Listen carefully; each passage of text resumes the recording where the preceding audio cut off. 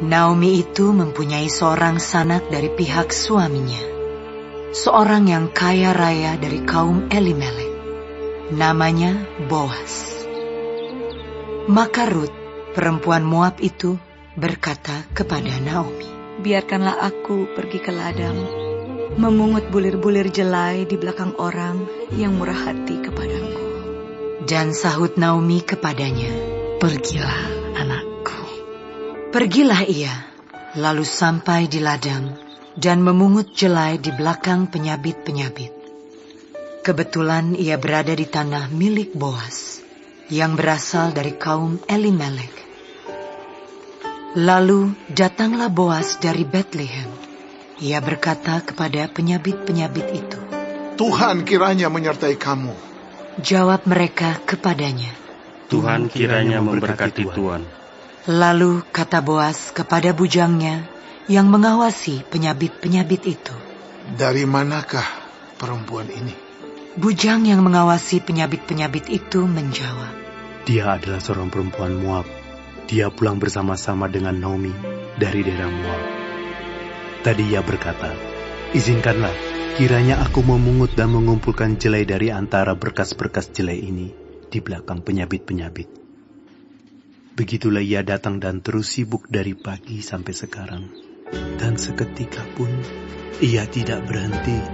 Sesudah itu, berkatalah Boas kepada Rut, "Dengarlah dahulu, anakku. Tidak usah engkau pergi memungut jelai ke ladang lain, dan tidak usah juga engkau pergi dari sini. Tetapi tetaplah dekat pengerja-pengerjaku perempuan. Lihat saja ke ladang yang sedang disabit orang itu. Ikutilah perempuan-perempuan itu dari belakang.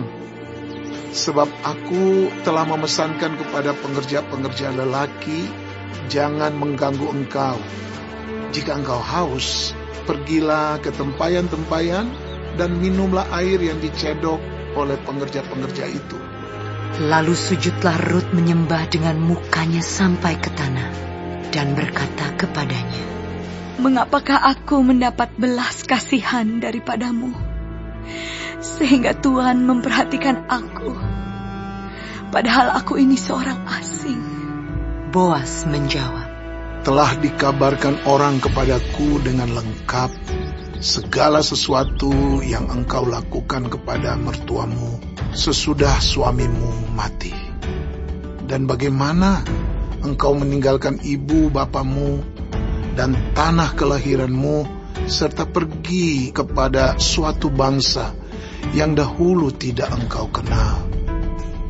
Tuhan kiranya membalas perbuatanmu itu, dan kepadamu kiranya dikaruniakan upahmu sepenuhnya oleh Tuhan Allah Israel, yang di bawah sayapnya engkau datang berlindung." Kemudian berkatalah Rut, "Memang aku mendapat belas kasihan daripadamu, ya Tuanku. Sebab Tuhan telah menghiburkan aku dan telah menenangkan hati hamba-Mu ini. Walaupun aku tidak sama seperti salah seorang hamba-hamba-Mu perempuan." Ketika sudah waktu makan, berkatalah Boas kepadanya, "Datanglah kemari, makanlah roti ini, dan celupkanlah suapmu ke dalam cuka ini." Lalu duduklah ia di sisi penyabit-penyabit itu, dan Boas mengunjukkan bertih gandum kepadanya. Makanlah Rut sampai kenyang, bahkan ada sisanya. Setelah ia bangun untuk memungut pula, maka Boas memerintahkan kepada pengerja-pengerjanya, "Dari antara berkas-berkas itu pun ia boleh memungut, janganlah ia diganggu. Bahkan haruslah kamu dengan sengaja menarik sedikit-sedikit dari onggokan jelai itu untuk dia dan meninggalkannya, supaya dipungutnya. Janganlah berlaku kasar terhadap dia." Maka ia memungut di ladang sampai petang.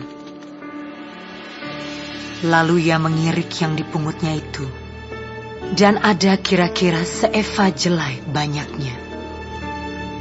Diangkatnyalah itu, Lalu masuklah ia ke kota. Ketika mertuanya melihat apa yang dipungutnya itu, dan ketika dikeluarkannya dan diberikannya kepada mertuanya sisa yang ada setelah kenyang itu, maka berkatalah mertuanya kepadanya, "Di mana engkau memungut dan di mana engkau bekerja hari ini? Diberkatilah kiranya orang yang telah memperhatikan engkau itu." Lalu diceritakannyalah kepada mertuanya itu pada siapa ia bekerja. Katanya, Nama orang pada siapa aku bekerja hari ini ialah Boas. sesudah itu berkatalah Naomi kepada menantunya, Diberkatilah kiranya orang itu oleh Tuhan yang rela mengaruniakan kasih setianya kepada orang-orang yang hidup dan yang mati. Lagi kata Naomi kepadanya, Orang itu kaum kerabat kita.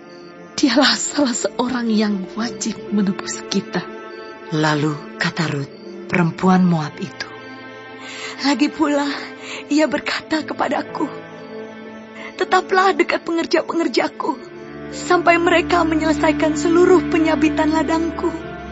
Lalu berkatalah Naomi kepada Rut, menantunya itu, Ya anakku, sebaiknya engkau keluar bersama-sama dengan pengerja-pengerjanya perempuan, supaya engkau jangan disusahi orang di ladang lain.